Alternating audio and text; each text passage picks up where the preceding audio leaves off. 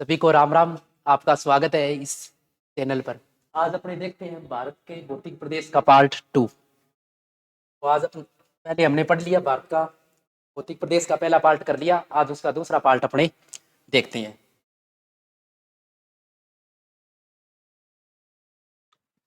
तो पहली आती है हमारे पास जास्कर श्रेणी। कल हमने काराकोरम और लद्दाख श्रेणी पढ़ ली थी। आज अपने तीसरी श्रेणी देखते हैं जिसका नाम है जास्कर श्रेणी। जास्कर श्रेणी। तो भारत में सिंधु नदी है जो भारत में सिंधु नदी है जो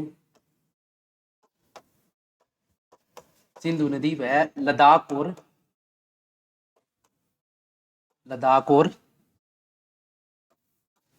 जास्कर श्रेणी से होकर बहती है। लद्दाख और जास्कर श्रेणी से होकर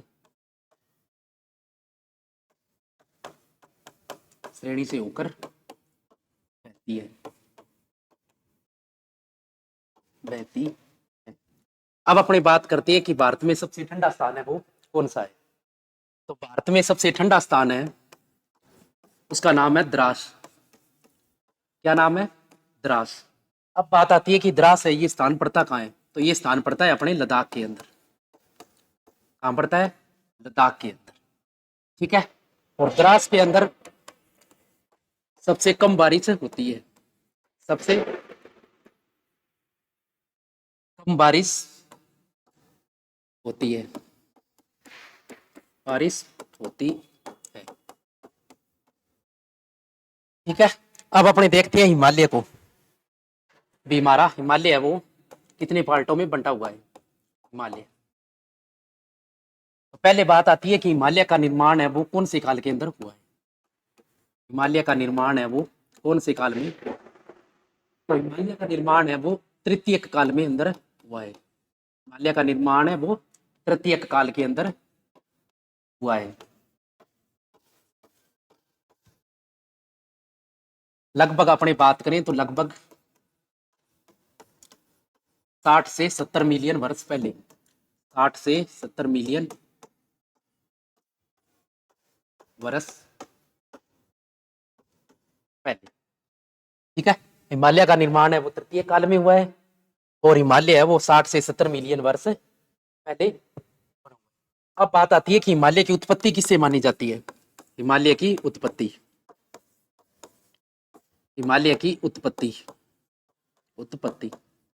तो हिमालय की उत्पत्ति है वो टेथिस सागर से मानी जाती है। किससे मानी जाती है? टेथिस सागर से मानी जाती है। ये बताया जाता है कि आज जहां हिमालय खड़े हैं वहां कभी पहले टेथिस सागर हुआ करता था। ठीक है। और दूसरी बात आती है कि हिमालय को नवीन पर्वत श्रृंखला माना जाता है। हिमालय को नवीन पर्वत श्रृंखला माना जाता है। हिमालय आज भी है वो वृद्धि कर रहा है। अब बात आती है कि हिमालय अगर नवीन पर्वत श्रृंखला है तो सबसे पुरानी पर्वत श्रृंखला कौन सी है। तो सबसे पुरानी पर्वत श्रृंखला है वो है हमारी अरावली पर्वतमाला। सबसे पुरानी पर्वत श्रृंखला तो सबसे पुरानी पर्वत श्रृंखला है वो कौन सी है? अरावली पर्वतमाला। अरावली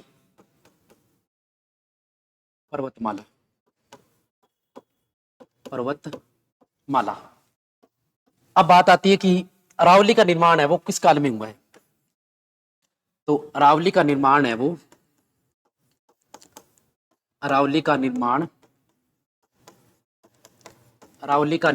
प्री कैम्ब्रियन काल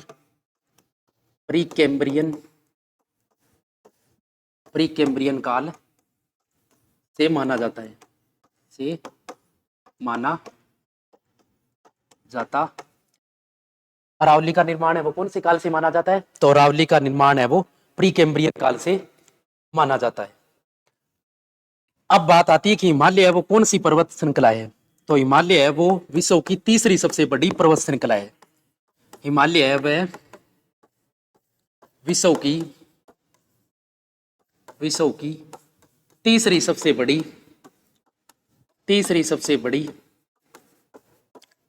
बड़ी पर्वत श्रृंखला मानी जाती है, मानी जाती है। हिमालय है वो विश्व की तीसरी सबसे बड़ी पर्वत श्रृंखला मानी जाती है। अब बात आती है कि हिमालय तीसरी मानी जाती है तो पहली कौन सी है? तो पहली हमारे पास आती है जिसका नाम है एंडीज पर्वतमाला।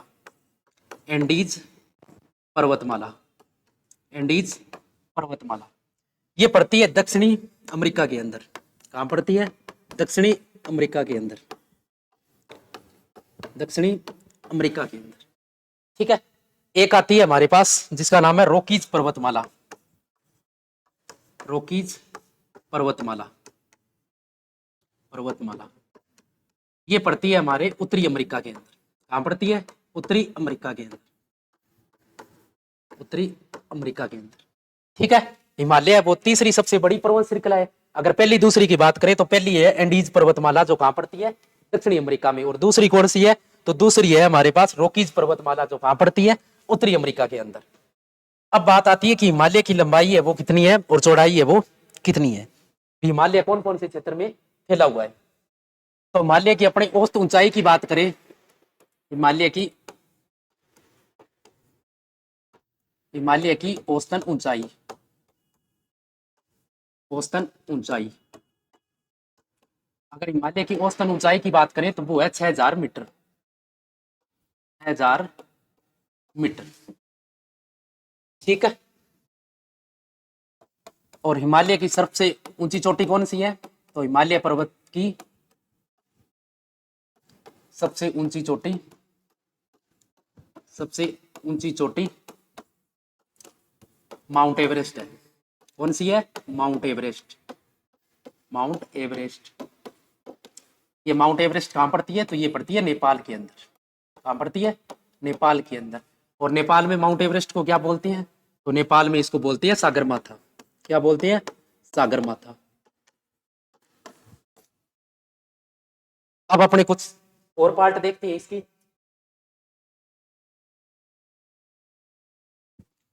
अब बात आती है कि भारत की सबसे ऊंची चोटी कौन सी है? भारत की सबसे ऊंची चोटी, तो भारत की सबसे ऊंची चोटी है उसका नाम है K2, जिसका बोलते हैं Godwin Austin, Godwin Austin, Austin. ये पड़ती है लद्दाख के अंदर। कहां पड़ती है? लद्दाख के अंदर। लेकिन ये अभी पाकिस्तान के अंदर आती है क्योंकि ये पीओके के क्षेत्र के अंदर आती है। अब बात कर ले कि भारत की निर्विवादित सबसे ऊंची चोटी कौन सी है? भारत की सबसे निर्विवादित सबसे ऊंची चोटी कौन सी है? तो भारत की निर्विवादित, निर्विवादित सबसे ऊंची चोटी, सबसे ऊंची चोटी, निर्विवादित सबसे ऊंची चोटी, तो उसका नाम है अपनी कंचनजंगा, कंचनजंगा। अब बात आती है कि कंचनजंगा ये कहां पड़ती है? तो ये पड़ती है अपने सिक्किम के अंदर। कहां पड़ती है? सिक्किम के अंदर। अब अपने कुछ चोटियों की बात कर लेते हैं। तो अन्य चोटियां कई बार एग्जाम में उनसे भी क्वेश्चन आ जाता है। तो पहली चोटी आती है हमारे पास जिसका नाम है मकालू। ये मकालू है, ये पड़ती है नेपाल के अंदर। कहां पड़ती है? नेपाल के अंदर। और दूसरी हमारे पास चोटी आ जाती है जिसका नाम है धौलाधर, धौला, तो धौलाधर है ये कहां पड़ती है? तो धौलाधर है ये भी नेपाल के अंदर पड़ती है। और तीसरी हमारे पास चोटी आ जाती है जिसका नाम है मसालू। क्या नाम है? मसालू।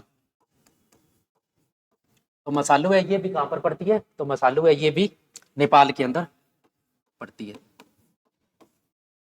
उसके बाद में बात आती है नंगा पर्वत की।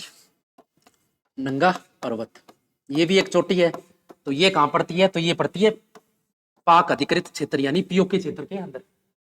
ठीक है। अब बात आती है एक अगली चोटी है हमारे पास जिसका नाम है अन्नपूर्णा। क्या नाम है? अन्नपूर्णा। तो ये अन्नपूर्णा है ये चोटी कहां पर पड़ती है? तो अन्नपूर्णा है ये पड़ती है नेपाल के अंदर,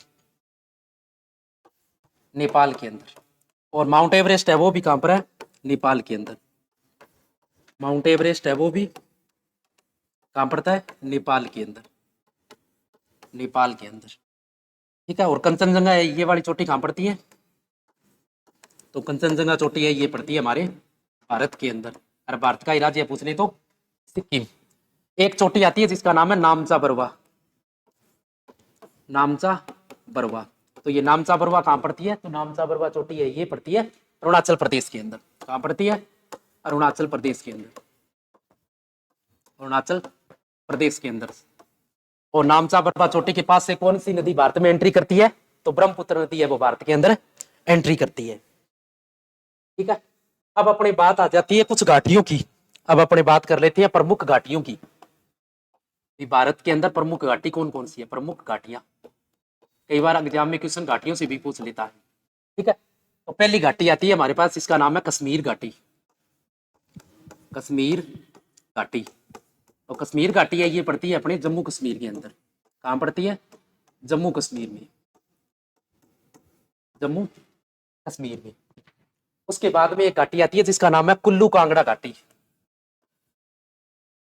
कुल्लू कांगड़ा घाटी। कुल्लू कांगड़ा घाटी, तो कुल्लू कांगड़ा घाटी है, ये कहां पर पड़ती है? तो ये पड़ती है हिमाचल प्रदेश के अंदर। कहां पड़ती है? हिमाचल प्रदेश में। हिमाचल प्रदेश में। उसके बाद में एक घाटी आती है जिसका नाम है मसूरी घाटी। क्या नाम है? मसूरी घाटी। मसूरी घाटी। अब बात आती है कि मसूरी घाटी है, ये कहां पड़ती है? तो मसूरी घाटी है, ये पड़ती है उत्तराखंड के अंदर। कहां पड़ती है? उत्तराखंड में। फिर एक घाटी की बात आती है जिसका नाम है काठमांड घाटी। तो काठमांड घाटी है, ये कहां पड़ती है? तो ये पड़ती है नेपाल के अंदर। काठमांड घाटी, तो काठमांड घाटी है, ये पड़ती है नेपाल के अंदर। कहां पड़ती है? नेपाल के अंदर। ठीक है, तो कश्मीर घाटी है, ये कहां पड़ती है? जम्मू कश्मीर के अंदर। और दूसरी आती है अपने पास कुल्लू कांगड़ा घाटी, ये कहां पड़ती है? हिमाचल प्रदेश के अंदर। और तीसरी आती है मसूरी घाटी, तो मसूरी घाटी कहां पड़ती है? उत्तराखंड के अंदर। और चौथी आती है हमारे पास काठमांड घाटी, और काठमांड घाटी पड़ती है अपने नेपाल के पास। ठीक है, अब अपने कुछ जनजातियों की बात कर लेते हैं, क्योंकि बार क्वेश्चन जनजातियों से भी एग्जामिनर पूछ लेता है। तो जनजातियां यानी भारत की प्रमुख जनजातियां। ठीक है, तो पहले अपने देखते हैं कि जम्मू कश्मीर के अंदर कौन कौन सी जनजातियां पाई जाती है। जम्मू कश्मीर के अंदर कौन कौन सी जनजातियां पाई जाती है? जम्मू कश्मीर, तो जम्मू कश्मीर में एक जनजाति पाई जाती है जिसका नाम है गुप्तचर। गुप्तचर जनजाति। ठीक है, उसके में बात आती है उत्तराखंड की। उत्तराखंड के अंदर कौन कौन सी जनजाति पाई जाती है? उत्तराखंड, तो उत्तराखंड के अंदर एक बद्दी नाम की जनजाति है जो पाई जाती है। ठीक है, बद्दी, या कई जगह बद्दू भी लिखा आपको मिलेगा। बद्दी, या कई बुकों के अंदर बद्दू भी लिखा हुआ है। ठीक है, फिर बात आती है कि हिमाचल प्रदेश के अंदर कौन सी जनजाति पाई जाती है? हिमाचल प्रदेश। हिमाचल प्रदेश, तो हिमाचल प्रदेश के अंदर एक जनजाति का नाम है जिसका नाम है बुग्याल। बुग्याल। ठीक है, तो ये प्रमुख जनजातियां हैं जो भारत के अंदर पाई जाती है। ठीक है, जम्मू कश्मीर में कौन सी जनजाति पाई जाती है? गुप्तचर। उत्तराखंड के अंदर बद्दी या बद्दू जनजाति, और हिमाचल प्रदेश के अंदर बुग्याल जनजाति पाई जाती है। अब अपनी बात करते हैं प्रसिद्ध हिल स्टेशनों की। हिल स्टेशन मतलब घूमने की जगह होती है, स्वास्थ्यवर्धक स्थान। तो प्रसिद्ध हिल स्टेशनों की थोड़ी सी बात कर लेते हैं, क्योंकि कई बार क्वेश्चन इनसे भी आया हुआ है। प्रसिद्ध हिल स्टेशन,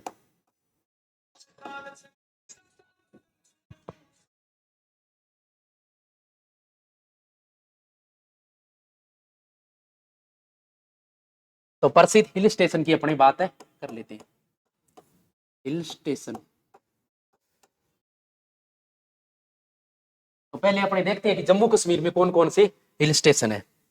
तो पहले अपने देख लेते हैं जम्मू कश्मीर के हिल स्टेशन। जम्मू कश्मीर की, तो पहली बात आती है श्रीनगर। श्रीनगर जम्मू कश्मीर की राजधानी भी है और प्रसिद्ध घूमने की जगह भी है। दूसरी जम्मू कश्मीर में हिल स्टेशन की बात आती है जिसका नाम है पहलगांव। कौन सा गांव? पहलगांव, ये भी एक स्वास्थ्यवर्धक स्थान है घूमने का। ठीक है, तीसरा आता है पटनी टॉप। पटनी टॉप, तो ये तीन स्थान है भी जम्मू कश्मीर के हिल स्टेशन या स्वास्थ्यवर्धक स्थान भी कहा जाता है।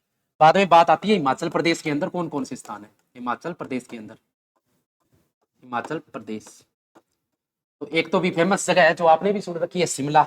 अपने घूम के आते हैं, नाम सुन रखा होगा भी, शिमला जाते हैं, ठीक है। और दूसरी पड़ती है डलहौजी। डलहौजी, ठीक है। डलहौजी एक अंग्रेज अधिकारी था, इसके नाम पर ये स्थान का, हिल स्टेशन का नाम रखा गया है, ठीक है। उसके बाद आती है धर्मशाला। धर्मशाला, ये भी एक स्थान का नाम है। धर्मशाला वैसे कोई धर्मशाला नहीं है, एक स्थान का नाम है, ठीक है। उसके बाद में नाम आता है एक मेकियाल, मेकियाल यार्ड, ठीक है। ये भी एक है स्थान का नाम है, यानी घूमने की जगह है। इसके बाद में आता है एक कसौली। कसौली, ये भी एक स्थान है घूमने के, ठीक है। उसके बाद बात आती है कि उत्तराखंड के अंदर कौन कौन से, उत्तराखंड के अंदर कौन कौन से हिल स्टेशन है। तो अपने बात करते हैं, पहला तो है नैनीताल। नैनीताल तो नाम आपने सुन रखा होगा था, नैनीताल। दूसरा पड़ता है चक्राता, ठीक है। एक आपने रानीखेत का नाम भी सुना होगा, रानीखेत, ठीक है। रानीखेत एक स्वास्थ्यवर्धक स्थान भी है और एक बीमारी का नाम भी है जो मुर्गियों में पाई जाती है, ठीक है। लेकिन उत्तराखंड के अंदर ये स्थान है जिसका नाम है, ठीक है। फिर आगे आता है लेस डाउन, लेस डाउन। उसके बाद में बात आती है अल्मोड़ा की, एक स्थान पड़ता है जिसका नाम है अल्मोड़ा, अल्मोड़ा। ये भी प्रसिद्ध स्थान है उत्तराखंड के। नैनीताल हो गया, चक्राता हो गया, रानीखेत हो गया, लेस डाउन हो गया और अल्मोड़ा हो गया। अब अपने बात करते हैं पश्चिम बंगाल के अंदर कौन कौन से स्थान है घूमने की। तो अपने आगे बात करते हैं पश्चिम बंगाल की। तो पश्चिम बंगाल में एक स्थान है जिसका नाम है दार्जिलिंग। कौन सा स्थान है, दार्जिलिंग, ठीक है। दार्जिलिंग में सबसे ज्यादा चाय का उत्पादन होता है, ठीक है। पहले नंबर में असम है जहां सबसे ज्यादा चाय उगाई जाती है, और दूसरे नंबर में है पश्चिम बंगाल, जब भारत में सबसे ज्यादा चाय का उत्पादन होता है, ठीक है। अब अपने बात करते हैं बड़ा हिमालय की, यानी बारीय हिमालय की। बारीय हिमालय जिसे हमारे शिवालिक भी बोलते हैं, बारीय हिमालय या शिवालिक। तो शिवालिक का निर्माण है वो, शिवालिक का निर्माण असंपीड़ित, असंपीड़ित चट्टानों से हुआ है, असंपीड़ित चट्टानों से हुआ, असंपीड़ित चट्टानों से हुआ, ठीक है।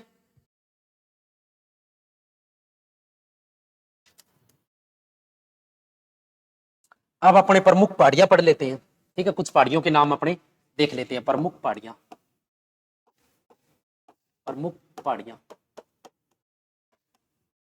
प्रमुख पहाड़ियों के नाम अपने देख लेते हैं। तो पहली पड़ती है हमारे पास जम्मू पहाड़ियां। कौन सी है, जम्मू पहाड़ियां, जम्मू पहाड़ियां। तो जम्मू पहाड़ियां पड़ती है जम्मू कश्मीर के अंदर। कहाँ पड़ती है, जम्मू कश्मीर के अंदर, जम्मू कश्मीर में, ठीक है। ये तो नाम से ही स्पष्ट हो रहा है, भी नाम में जम्मू आ रहा है और यहाँ भी जम्मू कश्मीर, तो आप थोड़ा सा आइडिया लगा लेना भी जम्मू पहाड़ियां ये कहाँ पड़ेगी, जम्मू कश्मीर में। उसके बाद आती है शिवालिक पहाड़ियां, शिवालिक पहाड़ियां, शिवालिक पहाड़ियां। शिवालिक पहाड़ियां पड़ती है हिमाचल प्रदेश के अंदर।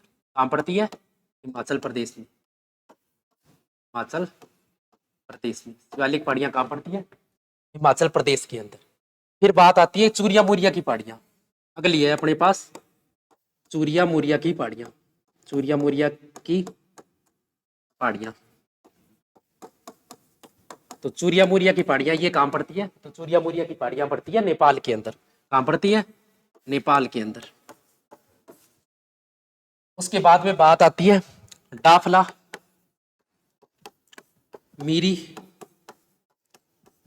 ये पहाड़ियां कहाँ पड़ती है, तो डाफला और मीरी पहाड़ियां पड़ती है अरुणाचल प्रदेश के अंदर। कहाँ पड़ती है, अरुणाचल प्रदेश के अंदर, अरुणाचल प्रदेश के अंदर।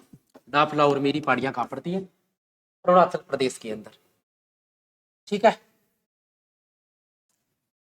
अब कुछ अन्य पहाड़ियों की और अपने बात कर लेते हैं, जैसे पटकाई बुम पहाड़ियां, पटकाई बुम पहाड़ियां, पटकाई बुम पहाड़ियां, पटकाई बुम पहाड़ियां। तो पटकाई बुम पहाड़ियां ये कहाँ पड़ती है, तो ये पड़ती है अरुणाचल प्रदेश के अंदर। कहाँ पड़ती है, अरुणाचल प्रदेश के अंदर। पटकाई बुम की पहाड़ियां पड़ती है अरुणाचल प्रदेश के अंदर। उसके बाद में आ जाती है कोहिमा की पहाड़ियां। कौन सी पहाड़ियां, कोहिमा की पहाड़ियां। तो कोहिमा की पहाड़ियां पड़ती है नागालैंड के अंदर। कहाँ पड़ती है, नागालैंड की। कोहिमा की पहाड़ियां कहाँ पड़ती है, नागालैंड के अंदर। फिर एक अगली पहाड़ी का नाम आता है नागा पहाड़ियां। कौन सी है, नागा पहाड़ियां। तो नागा पहाड़ियां भी कहाँ पड़ती है, तो ये भी पड़ती है नागालैंड के अंदर, नागालैंड के अंदर। उसके बाद में बात आ जाती है मणिपुर की पहाड़ियां। मणिपुर की पहाड़ियां, मणिपुर की पहाड़ियां। तो इसमें तो भाई नाम से स्पष्ट हो रहा है कि नाम में मणिपुर आ रहा है, तो मणिपुर की पहाड़ियां ये भी कहाँ होगी, तो ये होगी मणिपुर के अंदर। कहाँ होगी, मणिपुर में। ठीक है। उसके बाद में आती है मिजो पहाड़ियां, मिजो पहाड़ियां,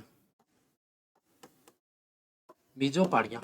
तो मिजो पहाड़ियां भी पड़ेगी मिजोरम के अंदर। कहाँ पड़ेगी, मिजोरम के अंदर, मिजोरम के अंदर। ठीक है। मिजो नाम आ रहा है और यहाँ मिजो नाम आ रहा है, तो आप लगा लेना।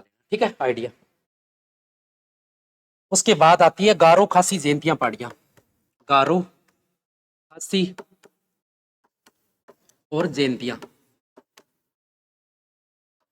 गारो खासी जयंतियां। ये पहाड़ियों के नाम है गारो खासी और जयंतियां। ये तीनों पहाड़ियां पड़ती है मेघालय के अंदर। कहाँ पड़ती है, मेघालय के अंदर। ठीक है। गारो खासी जयंतियां ये जनजातियों के नाम भी है और पहाड़ियों के नाम भी है। और इन पहाड़ियों का आकार है वो कीपाकार है, इसलिए इन कीपाकार पहाड़ियों के कारण मेघालय के अंदर सबसे ज्यादा बारिश होती है। ठीक है। अब अपने बात करते हैं प्रमुख दर्रों की, कि भारत में कौन कौन से दर्रे है। तो प्रमुख दर्रे, प्रमुख दर्रे। तो प्रमुख दर्रों की बात कर लेते हैं।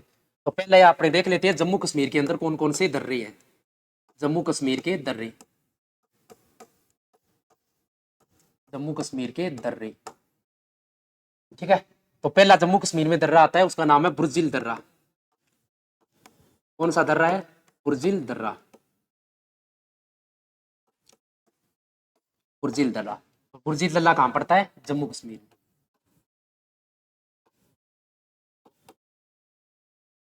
ठीक है।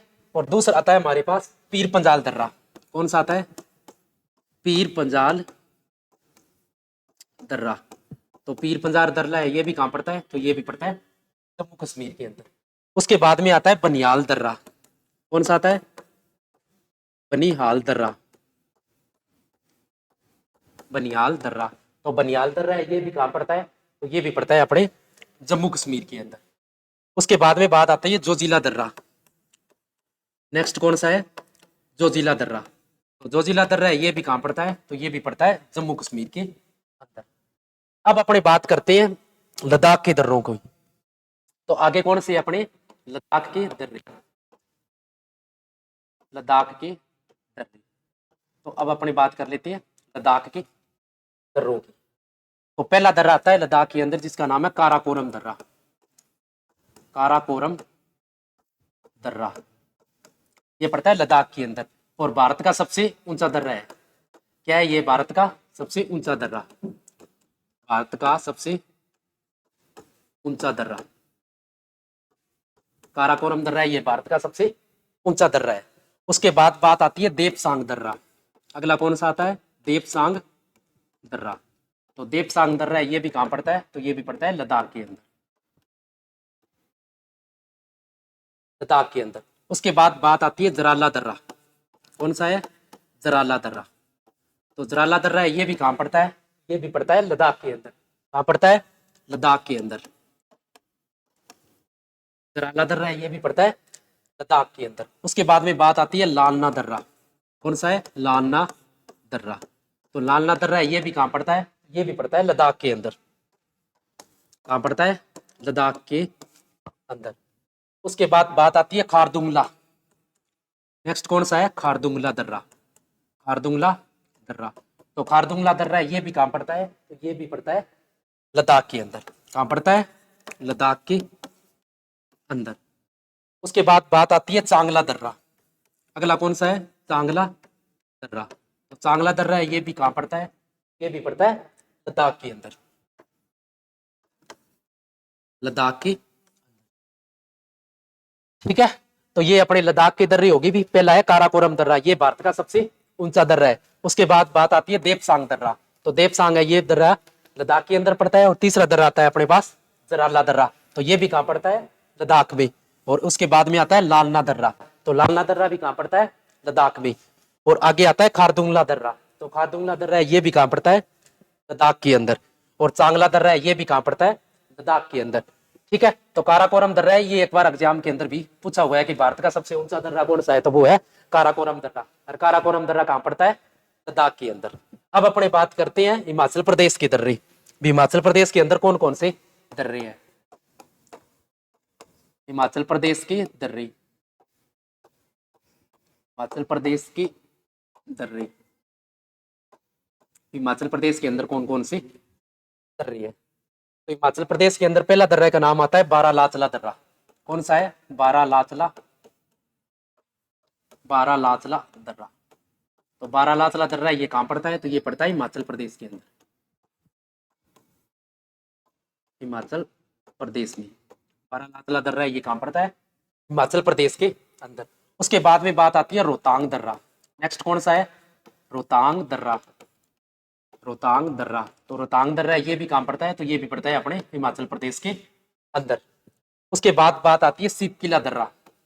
अगला कौन सा है? सिपकिला दर्रा। तो सिपकिला दर्रा ये भी कहां पड़ता है? तो ये भी पड़ता है हिमाचल प्रदेश के अंदर। उसके बाद बात आती है उत्तराखंड के दर्रों की। इसकी बात आती है उत्तराखंड के दर्रों की। तो वह अपने देखते हैं भी उत्तराखंड के अंदर कौन कौन से दर्रे हैं। उत्तराखंड के दर्रे। उत्तराखंड के उत्तराखंड के अंदर कौन कौन से दर्रे पड़ते हैं? तो उत्तराखंड के अंदर पहला है घाघला दर्रा। कौन सा है? घाघला दर्रा। घाघला दर्रा। दूसरा दर्रे की बात आती है जिसका नाम है धर्मा। धर्मा दर्रा। आगे वाला है माना दर्रा। माना दर्रा। उसके बाद में बात आती है नीति दर्रा। कौन सा है? नीति दर्रा। उसके बाद बात आती है लिपुलेख दर्रे की। इसकी बात आती है लिपुलेख। लिपुलेख दर्रे की। ठीक है। तो ये सभी दर्रे भी अपने पड़ते हैं उत्तराखंड के अंदर। पहला दर्रा आता है घाघला दर्रा, दूसरा धर्मा दर्रा, और तीसरा आता है माना दर्रा, और चौथा आता है नीति दर्रा, और पांचवा आता है लिपुलेख दर्रा। अब अपनी बात करते हैं सिक्किम के दर्रों की। इसकी बात करते हैं सिक्किम के दर्रों की। सिक्किम के अंदर कौन कौन से दर्रे हैं? तो आगे हेडिंग लगाओ सिक्किम के दर्रे। सिक्किम के दर्रे। तो सिक्किम के अंदर पहले दर्रे का नाम है जिसका नाम है नाथुला। क्या नाम है? नाथुला दर्रा। पहले दर्रे का क्या नाम है? नाथुला दर्रा। और दूसरे दर्रे का क्या नाम है? जलेपला दर्रा। दूसरा कौन सा है? जलेपला दर्रा। ठीक है। ये दोनों दर्रे पड़ते हैं अपने सिक्किम के अंदर। एक नंबर में आता है नाथुला दर्रा और दूसरे नंबर में आता है जलेपला दर्रा। ठीक है। अब अपनी बात करते हैं आगे अरुणाचल प्रदेश के दर्रे कौन कौन से हैं। ठीक है। आगे अपनी बात करते हैं अरुणाचल प्रदेश के दर्रे भी। अरुणाचल प्रदेश के अंदर कौन कौन से दर्रे हैं? तो आगे हेडिंग लगाओ अरुणाचल प्रदेश के दर्रे। अरुणाचल प्रदेश के दर्रे। अरुणाचल प्रदेश के दर्रे। तो पहले दर्रे का नाम आता है जिसका नाम है बोमडीला। बोमडीला दर्रा। इस नाम से आता है बोमडीला दर्रा। और बोमडीला दर्रा ये कहां पड़ता है? तो ये पड़ता है अरुणाचल प्रदेश के अंदर। अरुणाचल प्रदेश में बोमडीला दर्रा कहां पड़ता है? अरुणाचल प्रदेश में। और दूसरा आता है जिसका नाम है बुमला दर्रा। बुमला दर्रा। तो बुमला दर्रा ये भी कहां पड़ता है? हिमाचल प्रदेश के अंदर। उसके बाद में बात आती है यांगयाप दर्रा। यांगयाप दर्रा। ठीक है, यांगयाप दर्रे से कौन सी नदी भारत में प्रवेश करती है? तो ब्रह्मपुत्र नदी है वो यांगयाप दर्रे से, ब्रह्मपुत्र नदी भारत में प्रवेश करती है, भारत में प्रवेश करती है। ठीक है, अब बात आती है कि यांगयाप दर्रे से भारत में कौन सी नदी प्रवेश करती है? तो वो ब्रह्मपुत्र नदी है वो भारत में प्रवेश करती है। उसके बाद में बात आती है दीफू दर्रा। कौन सा है? दीफू दर्रा। दीफू दर्रा है, ये भी कहाँ पड़ता है? तो ये भी पड़ता है अरुणाचल प्रदेश के अंदर। उसके बाद बात आती है पोंग सांड। कौन सा दर्रा है? पोंग सांड दर्रा, पोंग सांड दर्रा। तो पोंग सांड दर्रा है, ये भी कहाँ पड़ता है? तो ये भी पड़ता है अरुणाचल प्रदेश के अंदर। उसके में बात आती है लेखा पानी दर्रा। नेक्स्ट कौन सा है? लेखा पानी, या कहीं कहीं लिखा हुआ मिलेगा आपको लेखा पानी। ठीक है, तो लेखा पानी दर्रा, लेखा पानी दर्रा। तो लेखा पानी दर्रा है, ये भी कहाँ पड़ता है? तो ये भी पड़ता है अरुणाचल प्रदेश के अंदर। अब अपने बात करते हैं मणिपुर की दर्रे। ठीक है, नेक्स्ट कौन सा आता है? मणिपुर के दर्रे, मणिपुर के दर्रे। मणिपुर के अंदर कौन कौन से दर्रे है? तो मणिपुर के अंदर आपको एक ही दर्रा नाम यह ध्यान रखना है, जिसका नाम है तुजू दर्रा। क्या नाम है? तुजू दर्रा। तो मणिपुर का आपको एक ही दर्रे का नाम ध्यान रखना है, जिसका नाम है तुजू दर्रा। ठीक है, अब अपने बात करते हैं अगले भौतिक प्रदेश की। ठीक है, 2 नंबर हमारा भौतिक प्रदेश कौन सा था? उत्तर का विशाल मैदान। कौन सा था? उत्तर का विशाल मैदान। थोड़ा सा अपने मैप में देख लेते हैं। ठीक है, 1 नंबर हमने हिमालय पढ़ लिया, ये बड़ा क्षेत्र। और आज अपने देखते हैं उत्तर का विशाल मैदान, यानी 2 नंबर क्षेत्र भौतिक प्रदेश। ठीक है, 2 नंबर भौतिक प्रदेश कौन सा है? उत्तर का विशाल मैदान। ठीक है, तो आगे हेडिंग लगा दो उत्तर का विशाल मैदान, विशाल मैदान, उत्तर का विशाल मैदान। और दूसरा नाम है इसका गंगा ब्रह्मपुत्र का मैदान, गंगा ब्रह्मपुत्र का मैदान। ठीक है, इसको उत्तर का विशाल मैदान भी बोलते हैं और गंगा और ब्रह्मपुत्र का मैदान भी बोलते हैं। अब बात आती है कि उत्तर के विशाल मैदान की उत्पत्ति है वो किससे मानी जाती है, यानी इसकी उत्पत्ति है वो किससे हुई है? तो इसकी उत्पत्ति है वो नदियों द्वारा अपने साथ बहाकर लाए गए अवसाद, बहाकर लाए गए अवसाद, कंकड़ पत्थर के निक्षेपण से हुआ है। अब बात आती है कि उत्तर के विशाल मैदान का निर्माण है वो किससे हुआ है? तो नदियां अपने साथ, हिमालय से जब नदियां निकलती है तो अपने साथ मिट्टी कंकड़ पत्थर काट कर जाती है और मैदानों में जाकर वो बिछा देती है, उससे इसका निर्माण हुआ है, उत्तर के विशाल मैदान का निर्माण हुआ है। अब देख लेते हैं कि उत्तर के विशाल मैदान का विस्तार है वो कहां से लेकर कहां तक है। तो पहले अपने देखते हैं उत्तर से दक्षिण भी विशाल मैदान है, उसका निर्माण है वो कहां से कहां तक है। तो उत्तर से दक्षिण, अगर उत्तर से दक्षिण की अपनी बात करें, उत्तर से दक्षिण, तो उत्तर से दक्षिण इसकी लंबाई है 150 से 300 किलोमीटर। कितनी है? 150 से 300 किलोमीटर। अब बात आती है कि पूर्व से पश्चिम है, इसकी लंबाई कितनी है? पूर्व से पश्चिम, अगर पूर्व से पश्चिम की बात करें तो इसकी लंबाई है वो कितनी है? तो पूर्व से अगर पश्चिम की बात करें तो ये 3200 किलोमीटर में फैला हुआ है, 3200 किलोमीटर में फैला हुआ है। ठीक है, अब एक वर्ड आता है हमारे पास खादर। क्या वर्ड आता है? खादर। ये खादर किसको बोलते हैं? ठीक है, एग्जाम के अंदर क्वेश्चन पूछा हुआ भी है कि खादर किसको बोलते हैं, बांगर किसको बोलते हैं? तो खादर बोलते हैं नई मिट्टी को, नई मिट्टी को, यानी नदियों द्वारा लाई गई मिट्टी को, यानी नई मिट्टी क्या बोलते हैं? अपने खादर। ठीक है, और बांगर किसको बोलते हैं? तो बांगर बोलते हैं अपने पुरानी जलोढ़ को, यानी पुरानी मिट्टी को, पुरानी मृदा को। पुरानी मृदा को क्या बोलते हैं? बांगर। और नवीन मिट्टी को क्या बोलते हैं? अपने खादर। ठीक है, एग्जाम में एक बार क्वेश्चन आया हुआ है इनका, तो थोड़ा सा ध्यान रख लेना। ठीक है, अब अपने देखते हैं कि उत्तर के विशाल मैदान को 4 भागों के अंदर बांट रखा है। कितने भागों के अंदर बांट रखा है उत्तर के विशाल मैदान को? तो उत्तर के विशाल मैदान को 4 भागों के अंदर बांट रखा है। अब अपने देखते हैं भी 4 भाग है वो कौन कौन से है। तो उत्तर के विशाल मैदान के 4 भाग, उत्तर के विशाल मैदान को 4 भागों में बांट रखा है, 4 भागों में बांटा गया है।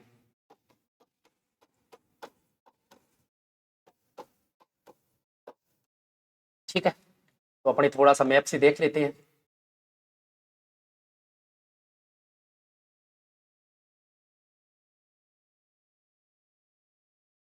ठीक है, ये हमारे पास आ जाता है उत्तर का विशाल मैदान। तो इसके अपने 4 भाग बना लेते हैं। ये हो गए 4 भाग।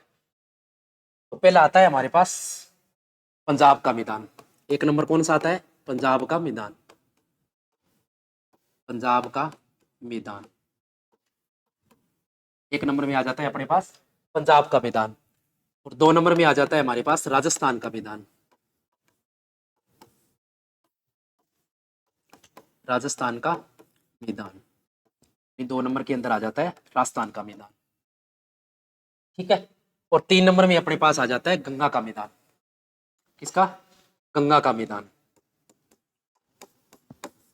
गंगा का मैदान। 3 नंबर कौन सा आ जाता है? गंगा का मैदान। अब अपने बात करते हैं कि 4 नंबर में कौन सा है। तो 4 नंबर में आ जाता है असम का मैदान, असम का मैदान, या इसे बोलते हैं ब्रह्मपुत्र का मैदान भी बोलती है, असम का मैदान या ब्रह्मपुत्र का मैदान।